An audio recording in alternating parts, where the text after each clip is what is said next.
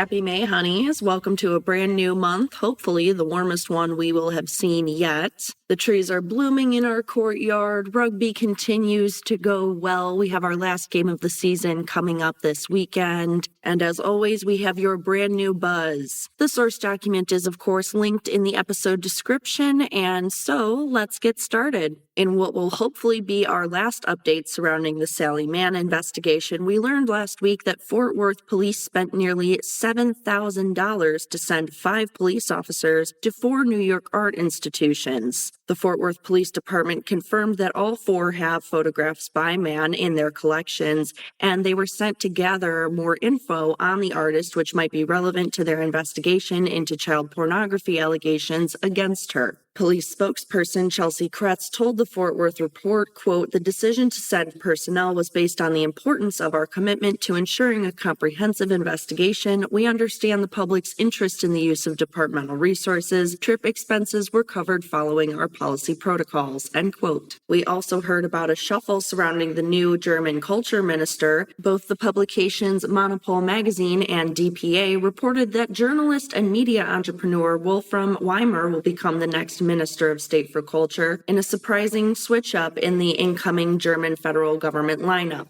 The Christian Democratic Union, or CDU, party reportedly contradicted earlier reports that Berlin's culture senator Joe Cialo was slated to succeed the Green Party member Claudia Roth with this recent announcement of the news in Berlin. While Cialo has been a controversial figure within the CDU party, Weimar is nonpartisan and even wrote a book about the societal benefits of a, quote, return to religion, end quote. We also learned last week of a rare Eva Hesse painting found at an online Goodwill auction, which is headed to Christie's. Jewish artist Eva Hesse was born in Hamburg in 1936 and died in 1970. She escaped the Nazis as a child via the Kindertransport to London with her sister before her family eventually resettled in New York together. She went on to become one of the most influential figures of the post-war American avant-garde and is best known for her radical, impermanent sculptural work, often using materials like latex, fiberglass, and cheesecloth. The work in question is titled Landscape Forms from 1959. It was made while Hesse was an MFA student at Yale under Joseph Albers. Its whereabouts were unknown for decades, but it's headed to Christie's after being spotted online by 55-year-old Kara Spellman and her older brother Glenn. The siblings spotted the work as newly listed on the online auction branch of Goodwill's national thrift store chain. The pair emailed then the Watson Library at the Met and begged them to pull the artist's catalog raisonné by the end of the day to view in person and thus confirm their suspicions about the artwork. They found that the piece in question was officially marked and included in said catalog raisonné, so they quickly bought it from the online store. The work is now headed to Christie's post-war and contemporary art day sale in May with an estimate of between $60,000 and $80,000 US,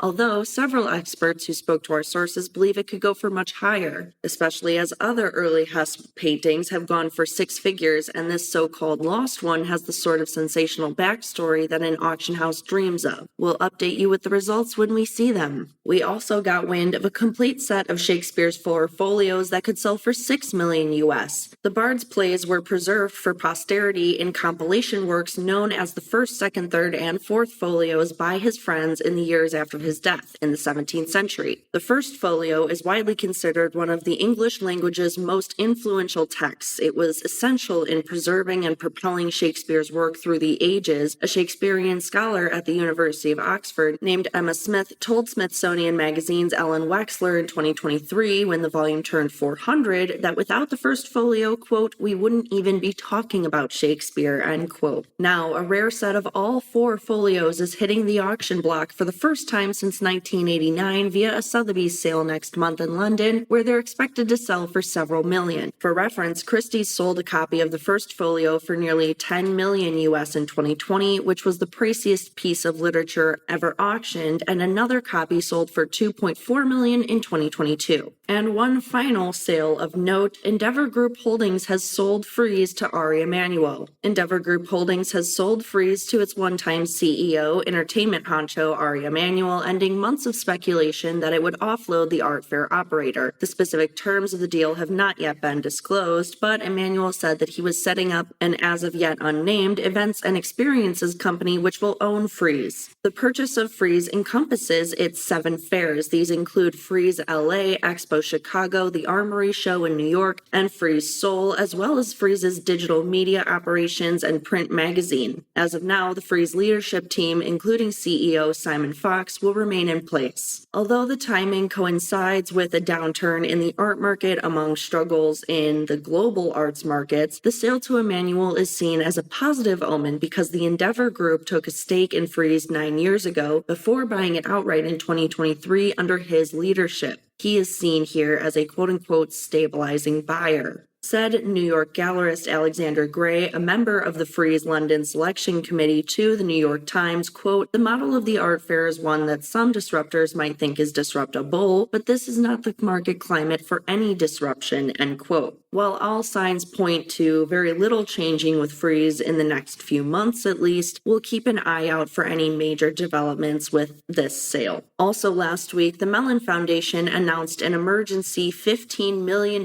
fund for state humanities councils. The foundation said it would disperse the $15 million in emergency funding via the Federation of State Humanities Councils, or FSHC, to be passed on to the state councils of all 50 states and 6 more jurisdictions. The Mellon Foundation is the country's biggest funder of arts and humanities programs, with an annual grant-making budget of roughly $550 million US. Each council will immediately receive a one-time operational support grant of about $200,000, but the immediate funds that the Mellon Foundation pledged are only a fraction of what the state councils will receive. The remaining $2.8 million is designated as challenge grants, meaning that each council will be expected to get donors to donate $50,000 worth of funding to be matched by the Mellon Foundation. A relevant note here, donations can be made via the FSHC website. The news of this funding comes almost a month after the Trump administration said that it would cut $65 million US from the National Endowment of the Humanities budget, which had been earmarked for the funding of said state councils as well as other grants. So this headline is really worth celebrating, honeys, because without this last-minute save, many such state councils were expected to face severe deficits or possible closure altogether. On a slightly happier note, we heard the same week that the Barnes Foundation, Moderna Museet, and more were awarded Bank of America conservation grants. In total, 16 cultural institutions were awarded these grants, including the Rothko Chapel in Houston, the Barnes Foundation in Philly, and the Sainte-Chapelle in Paris. The conservation project began in 2010 in an effort to help preserve notable works of art, architecture, and archaeological works. More than 275 grants have been awarded in almost 40 countries to conserve all manner of artifacts since the founding of this grant. These include notable artworks by Claude Monet, Vincent van Gogh, Sam Gilliam, Johnny Holzer, and more. Brian Siegel, the Global Arts, Culture, and Heritage Executive at Bank of America, said, quote, "Art reflects the creativity, ingenuity, and history of the people who created these works, and like everything, art is vulnerable to the passage of time. Together with some of the world's finest cultural institutions, we can help preserve these works for future generations," end quote. We acknowledge and applaud Bank of America for these efforts and for this grant. And speaking of conservation, a headline where somebody definitely could have done better, we found out last week that a Dutch municipality accidentally threw away a Warhol print among other works. The southern Dutch municipality of Maashurst released a letter Thursday of last week admitting that an independent investigation commissioned by the municipality concluded that they, quote-unquote, most likely threw out 46 missing artworks worth thousands apiece following a construction project last year.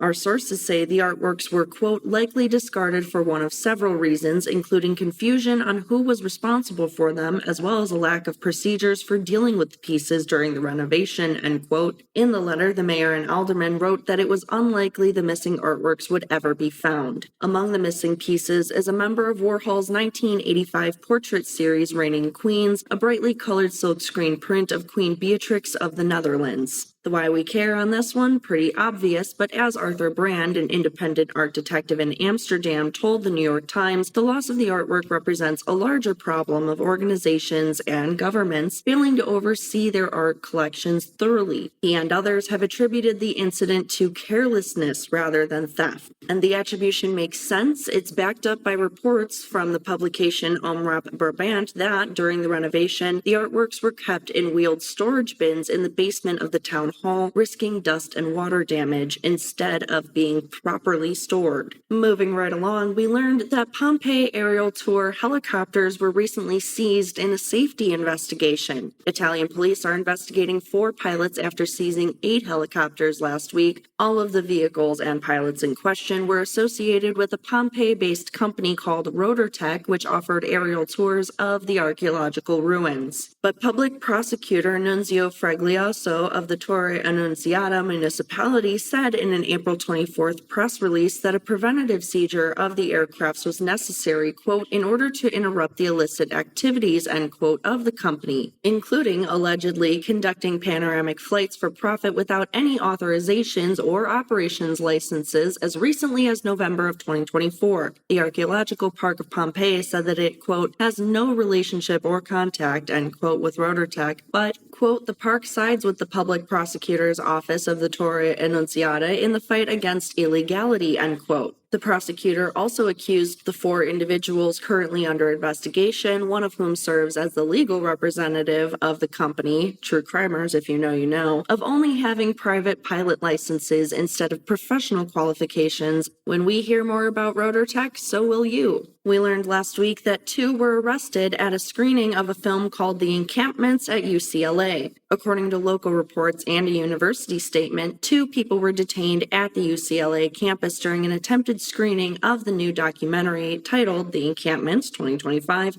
on April 30th. Videos of the incident posted to social media show dozens of university police officers storming the campus at around 9 p.m. in full riot gear as a group was gathering for the unofficial screening hosted by the school's suspended Students for Justice in Palestine chapter. According to the Daily Bruin student newspaper, a pro-Palestine protester unaffiliated with UCLA was arrested for slapping a security officer during the police closure of the screening's initial location around 2:30 p.m., after which point the group set up their equipment to show it at the Wilson Plaza instead, before shifting to Bruin Plaza in advance of further police presence. UCLA stressed the student chapter's interim suspension in its statement surrounding the incident, while saying the group was warned that, quote, moving forward with the unauthorized event would violate campus policy and the terms of the suspension, end quote. The headline and the police presence at the screening is so significant because the screening was timed around the first anniversary of the university's Gaza Solidarity student encampments on the Royce Quad, which was present on April 30th last year, wherein pro-Palestine students faced intense counter-protester violence and harassment. Some of the footage taken by students, as well as reflections from the Zionist-led attacks, are briefly included in this same film. Last week also saw life models in Florence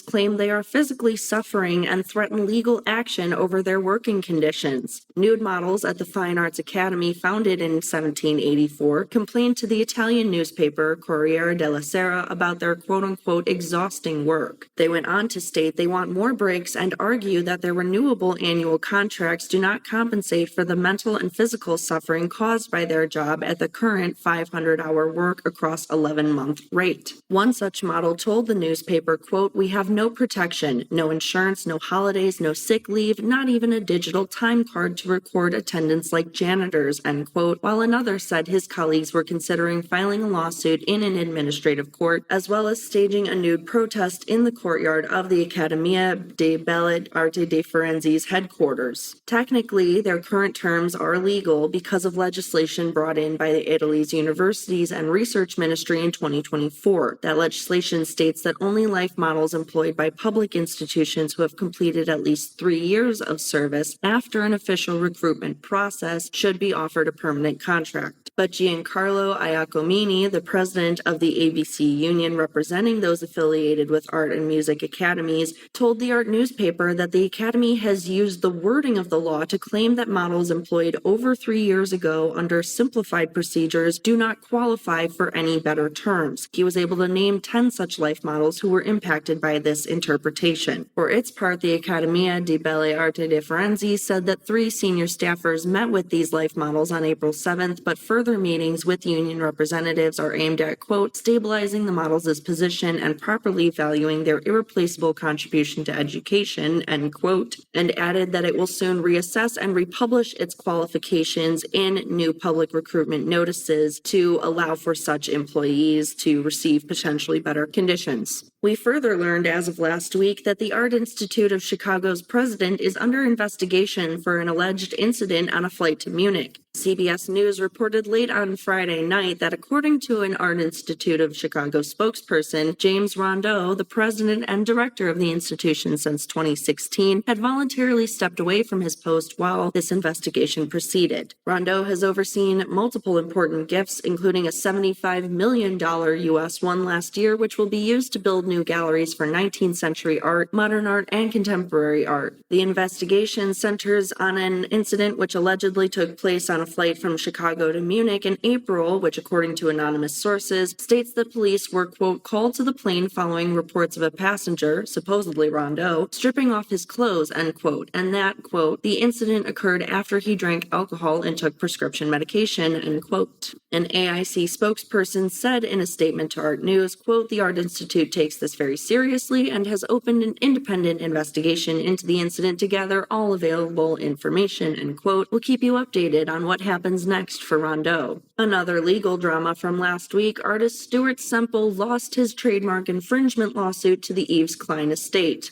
A French judge found that Semple's work, called Easy Klein Incredibly Kleinish Blue paint, infringed on the Yves Klein trademark, as was claimed in a suit filed by the French artist's son on behalf of the estate of the conceptual artist. Semple was ordered by the court to pay 16,000 euros or 18,200 in US dollars in damages and legal fees, but has 2 months to appeal. He's well known for making products that challenge registered color trademarks. This list includes Mattel's signature pink color for Barbie, and as we covered in our Colorworks episode, Anish Kapoor's exclusive rights to the world's blackest black ink called Vanta Black. Perhaps our buzziest headline of the week, a child damaged a multi-million-dollar Rothko painting at a Dutch museum. The kid in question created multiple scratch marks on the Rothko painting, gray, orange on maroon, number 8, 1960, estimated to be worth $57 million US, while it was on display at the Museum Boijmans van Beuningen in Rotterdam, Netherlands. The painting was part of an exhibition of collection highlights, which was held at a publicly accessible storage facility adjoining the main museum, known as the Depot, because the main building is closed through at least 2030 for renovations. The incident occurred on Friday, April 25th, during what a museum spokesperson told Dutch news outlet Algemeen Dagblad was a, quote, unguarded moment, end quote. We care because this is pretty significant damage to a pretty significant work. As Sophie McAlloon, conservation manager at the UK's fine art restoration company, told the BBC, unvarnished modern paintings like the Rothko in question are, quote, particularly susceptible to damage owing to a combination of their complex modern materials, lack of a traditional coating layer, and intensity of flat color fields, which make even the smallest areas of damage instantly perceptible. In this case, scratching of the upper paint layers can have a significant impact on the viewing experience of the piece, end quote. Museum spokespeople have confirmed that conservation expertise has been sought in the Netherlands and abroad, but whether the museum will bill the family for damages is to be determined. Now, honeys, I will fully admit, because my family would remind me a whole lot if listening to this, that I also touched stuff that I shouldn't have touched, that I did touch stuff that I shouldn't have touched. But could you imagine being this kid's parents and poof, that's going to be a big bill. And a few more lighthearted stories before we go. First, Los Angeles Lakers player Luka Doncic quietly funded a restoration of the vandalized Kobe and Gigi Bryant mural. The Lakers' newest star stepped in Tuesday of last week to cover the full cost of restoring the mural of the two Bryants, titled Mambas Forever, located at 14th and Main Streets, which was recently defaced in downtown LA, donating $5,000 to a GoFundMe set up by artist Louis Palsino, who painted the original piece. Doncic said, quote, "It was always important to give back to the community. They gave me so much, so I just want to give back," end quote. The Slovenian guard arrived in a blockbuster trade with Dallas less than 3 months ago, but has already helped carry the Lakers to a division title and the number 3 seed in the West, according to our sources. And an announcement in case the Honeys hadn't heard, the Vatican museums, including the Sistine Chapel, have been closed indefinitely for the conclave to elect the next pope. With the death of Pope Francis, they will stay closed as Vatican City prepares for the gathering of cardinals known as the conclave. Pope Francis himself was buried on Saturday, and a 9-day mourning period is required before the conclave to select the next pope may begin. The Vatican has not announced a date that the tourist attractions will reopen, probably because there's no fixed timeline for this election, and some conclaves have lasted weeks. The longest in papal history lasted almost 3 years, though modern conclaves like those that elected Pope Francis and Pope Benedict XVI saw Vatican City closed for less than a week, so let's stay hopeful. A probably underrated headline, the Getty's Provenance Index has made more than 12 million records publicly available as of last week. The Getty Provenance Index, or GPI, was initially launched in the 1980s to keep track of the ownership history of each artwork in the museum's collection, but it has become an integral part of Getty's research on provenance, collecting, and art markets ever since then. The Getty's Research Institute announced a May 1st update to the index, saying it will now offer over 12 million records to the public for the first time through the linked open data platform. This is huge news and very important news, honeys, because as our sources note, such documentation, quote, can help experts in the field further investigate patterns in art markets, object movement, the history of art collecting and trading,